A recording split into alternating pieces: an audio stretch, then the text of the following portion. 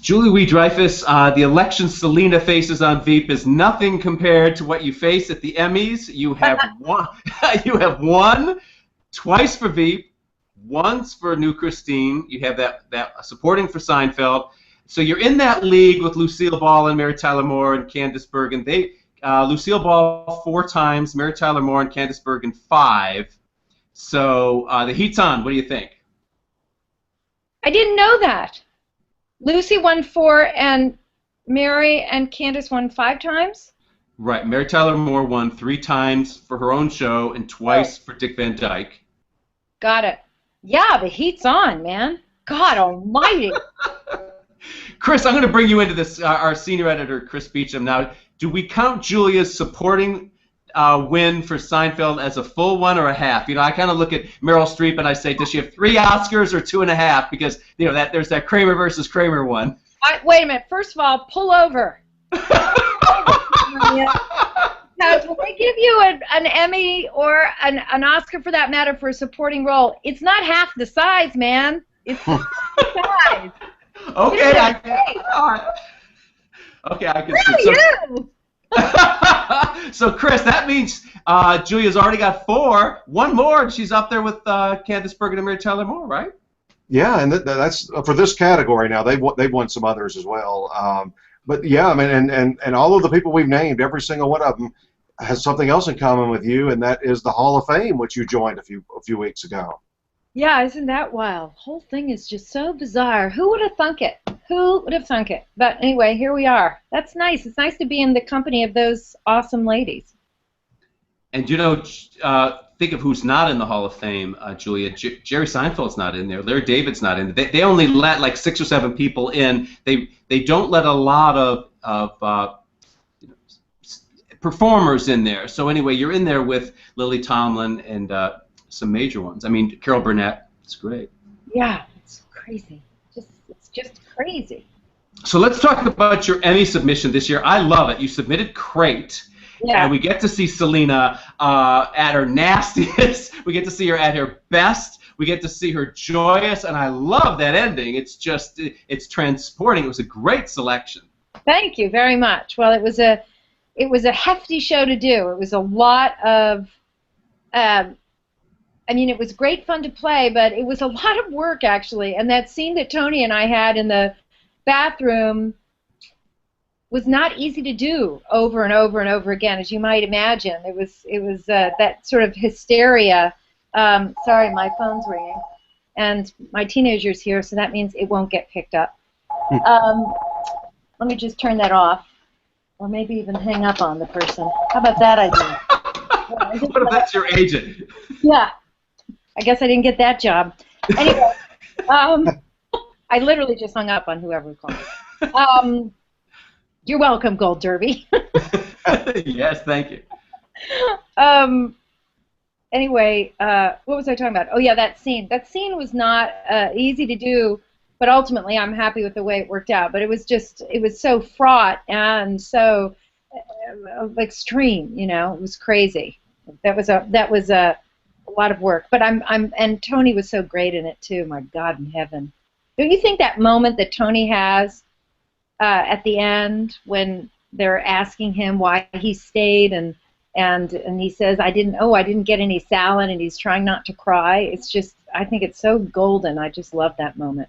It really is. Poor Gary.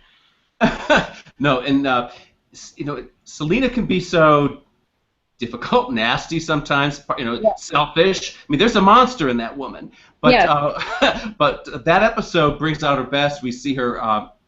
You know, I love it, right, when you start pointing at each one going, winner, winner, winner, after having gone loser, loser, loser, loser.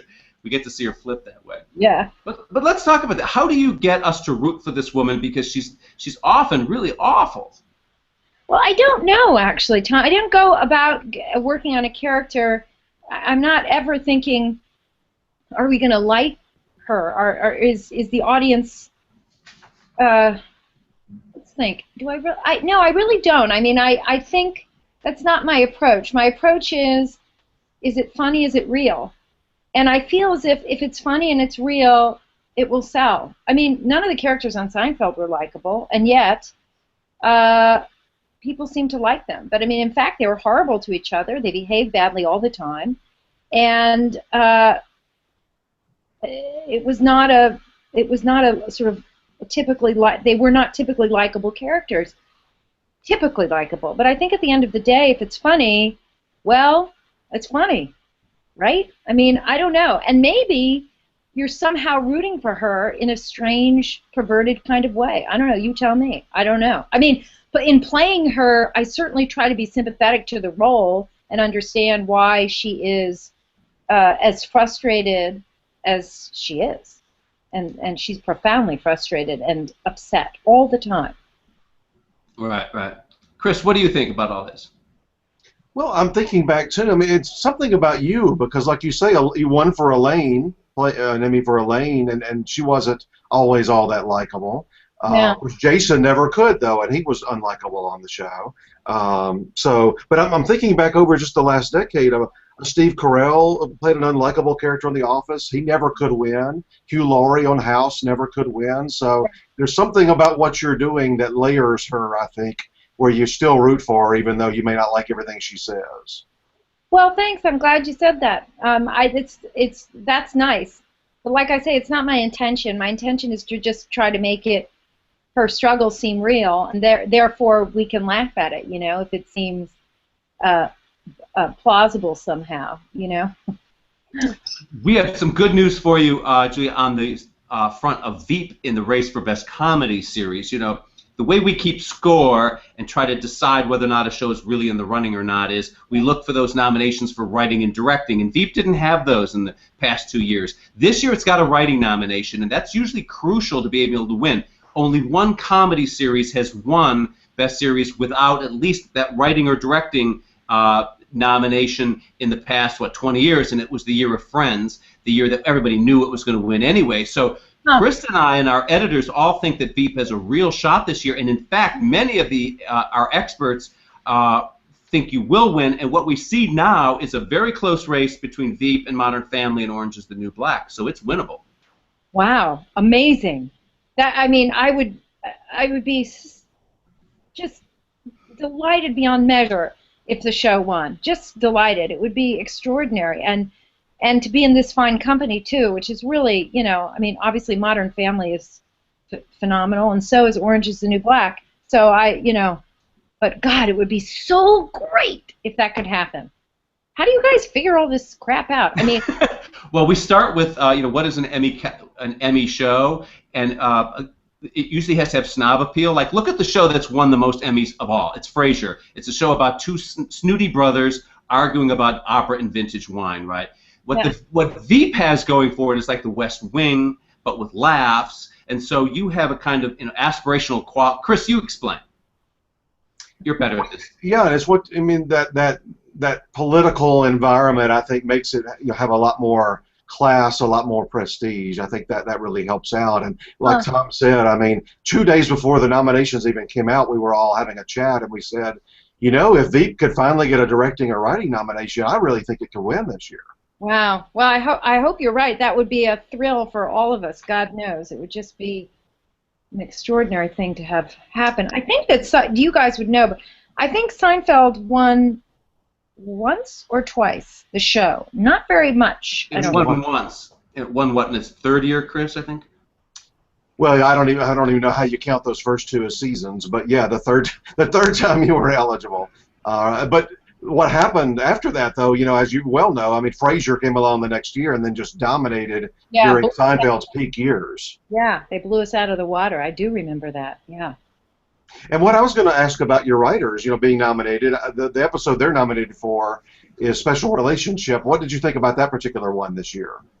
Well, I love that one. We shot it in London, and it was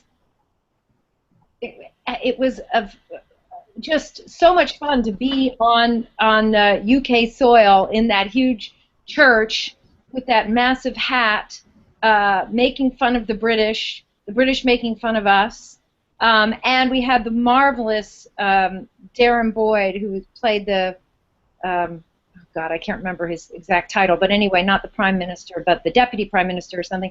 and he was so amazingly passive-aggressive in the part, and in the best sense of passive-aggressive comedy.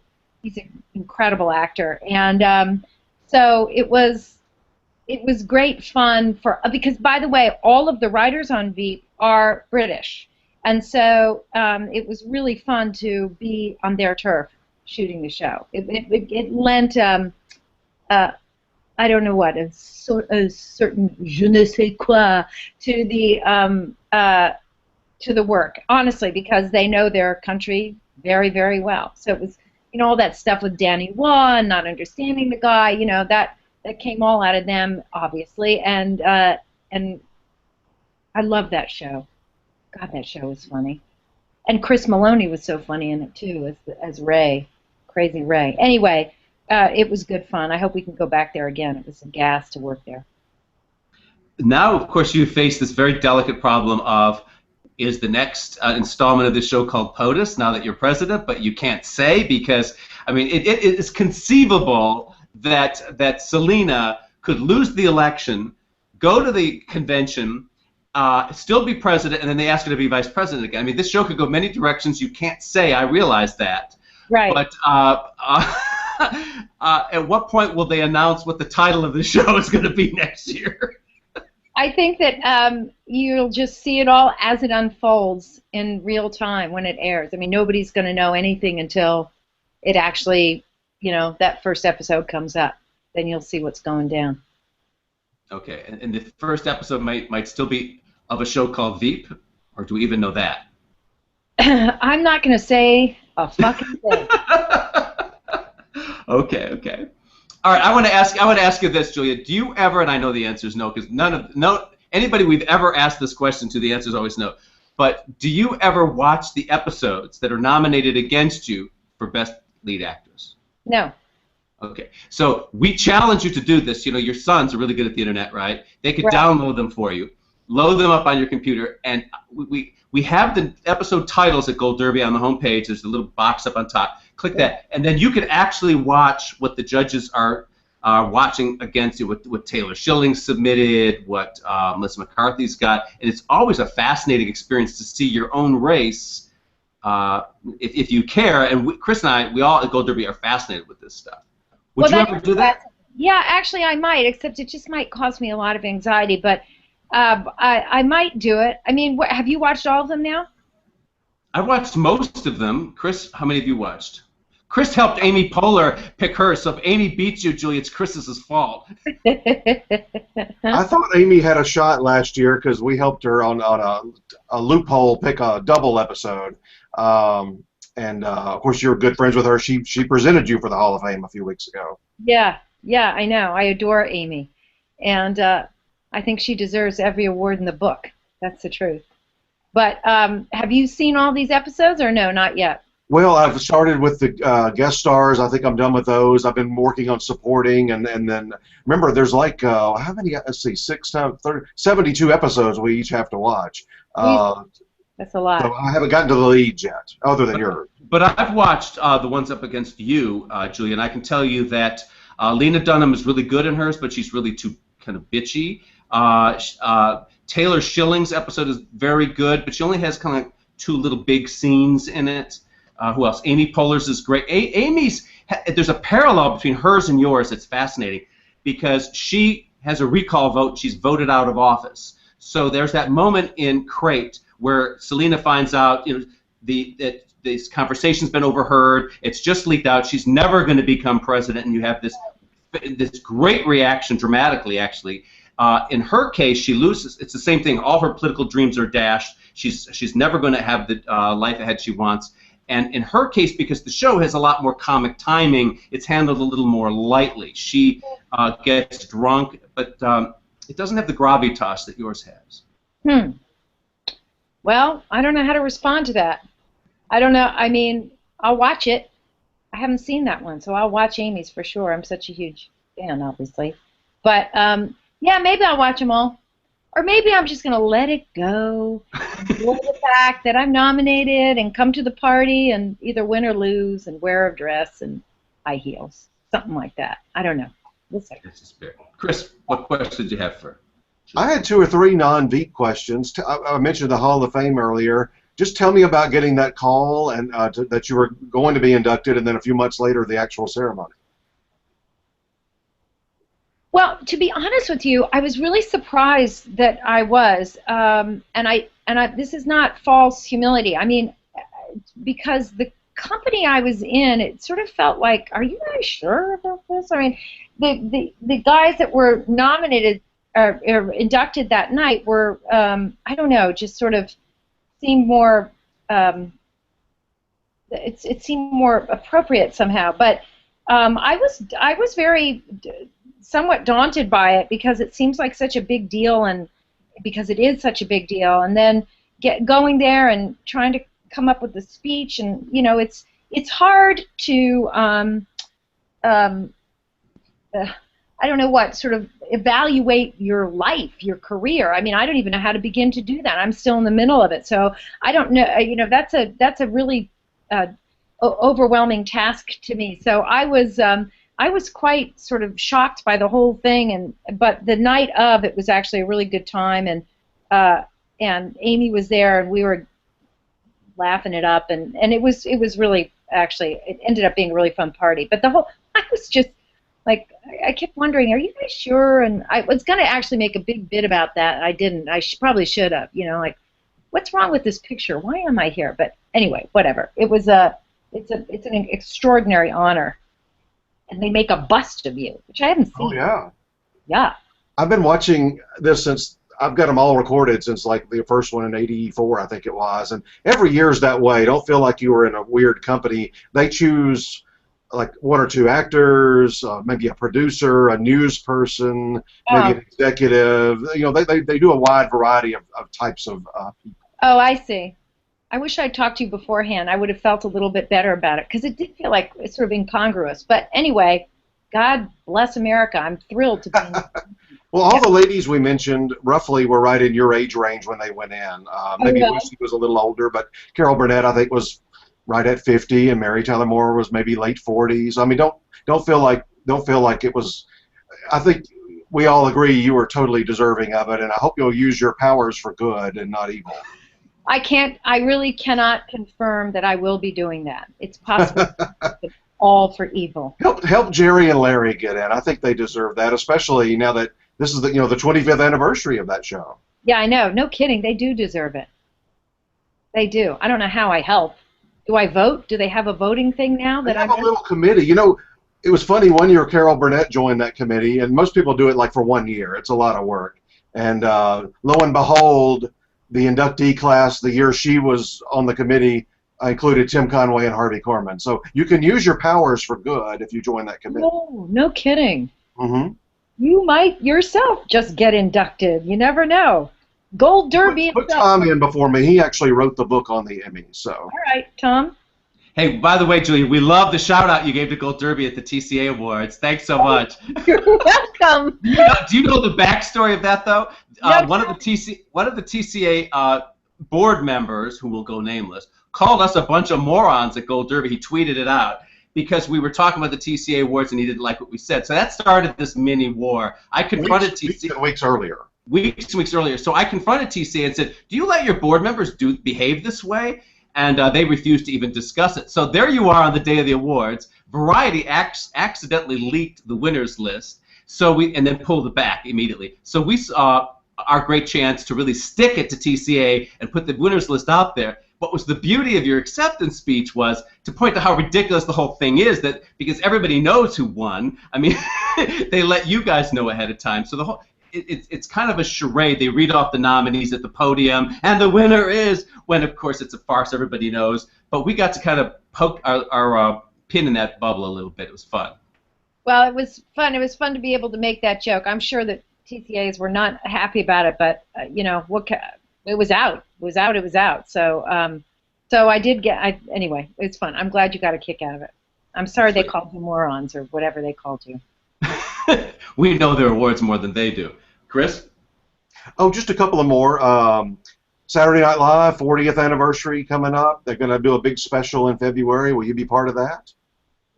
Well, you know, I'm doing some actually, that's a good question. I'm doing an interview with them for some, I think it's either, I don't know if it's part of that anniversary special, but they're doing a documentary about SNL that I'm going actually to New York to shoot this week.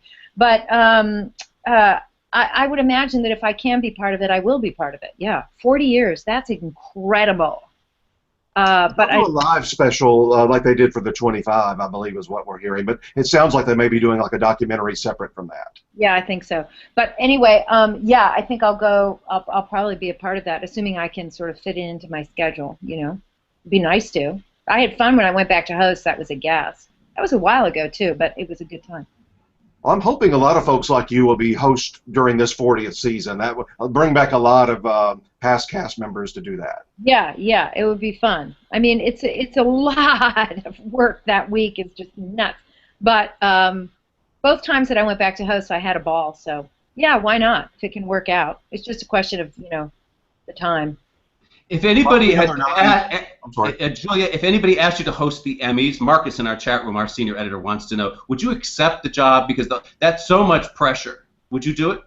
Yeah, I don't think I would. And I mean no disrespect, but that is not something that I feel like I've got enough on my plate, and it is a lot of pressure. And I mean, I think Seth is going to be amazing because he's sort of, his personality is a good fit, and he's got a wry sense of humor, and I don't know, I think he's just got just the right tone to his style of performing that'll be really good for it. And of course, when Amy and Tina host the Globes, it's great fun. They're sort of a pair, and that's perfect. But I think it's not something I would really entertain, to tell you the truth. That's a hard nut to crack. I do have an Emmy idea for you for that ceremony this year, though. Oh, yeah? What is it? Tell us. Get your reps on this if you think this is good. All you right. and Kevin Spacey had pretty much the same arc this year. You start the season as vice presidents, and in the finale you end up as the presidents. So I think the two of you should present an award together. Oh, okay. That's an interesting idea. That's an interesting Many, idea. many years ago, over a decade ago, Dennis Haysbert from 24, the president, and Martin Sheen at the same time, they presented together Oh, for really? the West Wing. So yeah, I think that would be fun. Mm-hmm. Yeah, that's not a bad idea. Okay, food for thought.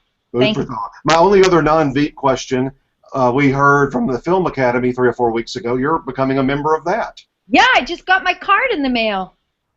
Are you prepared for the onslaught of DVDs at this holiday season? Bring it, baby. Bring it on. I'm totally prepared, and again, very honored to be a part of that group. And yeah, I can't wait. I'm so thrilled to get to vote and do all that sort of stuff. Yeah, it's cool. Really good. Well, the really cool thing is you get the Oscar movies, on DVD at home. All your friends and relatives and neighbors will be jealous. They're all going to try to steal those things because you're going to have, all those gems. Right. They're not getting any of it. Staying right in. No selling those on eBay. You'll be kicked out of show business. Right. Exactly. Exactly. Ugh. Okay, well, we'll wrap it up here. Thank you so much, Julia. Thank you for chatting with us. Good luck. You need that 5th one to put you in the league with the big dames, so we're rooting for you. Hey, does anybody have 6? Overall, Cloris Leachman, I believe, is at 8, but hers were for a wide. They weren't all like in one category like you're building up right now. They were over a large.